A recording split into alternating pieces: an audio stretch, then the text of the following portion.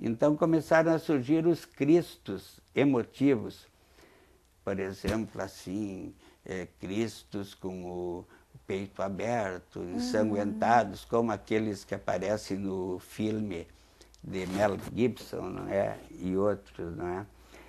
E finalmente desembocamos no mundo moderno, que é um mundo descristianizado, é um mundo laicizado, é um mundo que, em algum sentido, esqueceu bastante a mensagem de Cristo. Aí, os artistas começaram, de certa maneira, a reinventar o rosto de Cristo. Então, começaram a dizer, mas o Cristo, na realidade verdadeiro, ninguém sabe como ele foi, como era o seu rosto, não existe nenhuma fotografia, nenhum vídeo, não é?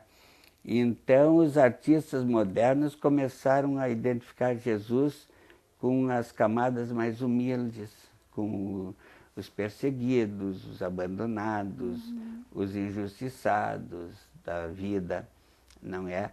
E começaram então a surgir os cristos expressionistas, de repente homens como Salvador Dalí, mais ousadamente tentam criar um Cristo surrealista. Mas tem o imaginário coletivo que tem aquele Cristo de olhos Não, claros, de barba. o imaginário coletivo, ele é um pouco inerte, é um pouco preguiçoso, né? Ele não acompanha tantos artistas criativos como deveria. Para mim, os rostos mais belos de Cristo, do Cristo moderno, são os de Georges Rouault, por exemplo, né? E de outros artistas desse gênero, em que aparece ao mesmo tempo a tragédia de Cristo, como, digamos assim, uma espécie de antecipação das tragédias modernas de Auschwitz, Buchenwald e outros genocídios, como na Palestina e assim por diante. Mas também esse mesmo artista, ele se deu conta que, por outro lado, não podemos entregar as armas como se Cristo fosse vencido. Na realidade, ele declarou, eu venci o mundo, né? Então, de que jeito que venceu o mundo? Pela ressurreição dele e pela promessa da ressurreição. Então, acontece que os artistas como Georges Rouault, ele resolveu exprimir a ressurreição de Jesus por meio das cores. Então ele pinta uma paixão de Jesus, mas com cores tão lindas, tão belas, que já se vê aí nessa paixão a sua ressurreição. E como que é o rosto de Cristo para o senhor?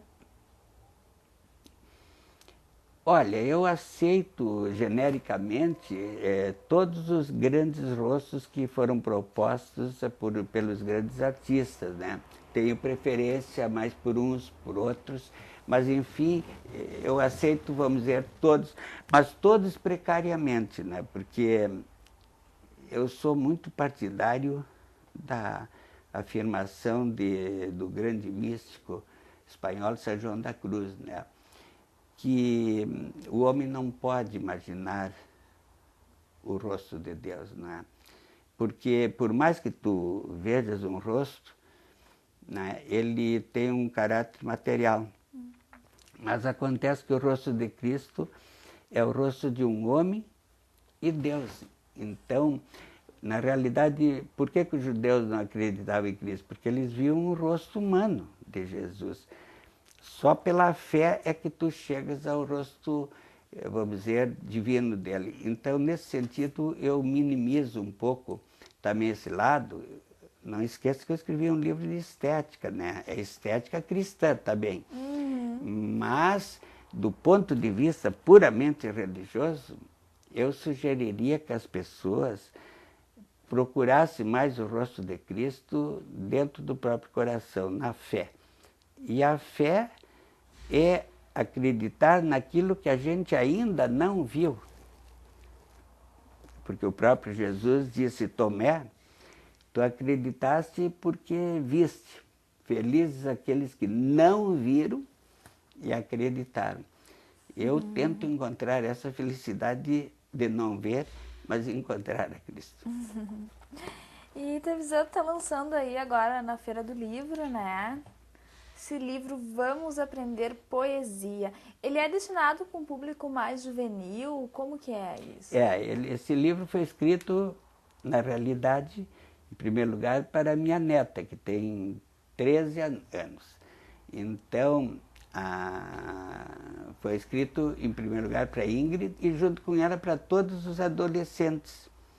Porque eu notei que, a partir de uma certa data aqui no Brasil, a preocupação pelo vestibular e pela entrada na universidade e tal, afastou os professores e os alunos da poesia. Eles começaram a se concentrar mais na ficção, porque é mais fácil resumir uma história do que um poema, né?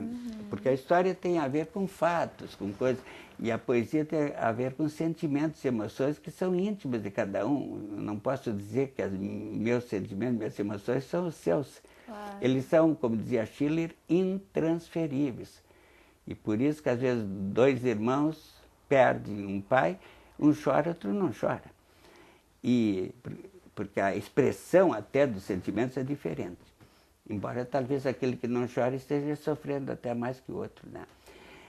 Bom, então, em primeiro lugar, escrevi isso para os jovens. E por quê?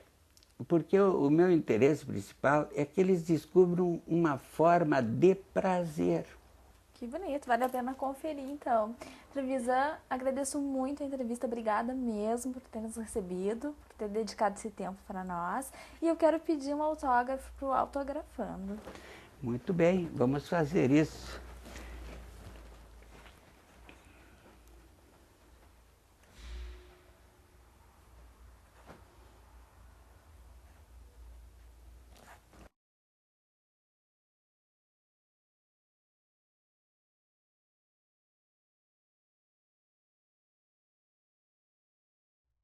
Você pode conferir o Autografando também no YouTube. O nosso endereço é www.youtube.com/tvfevale. Tchau, até mais!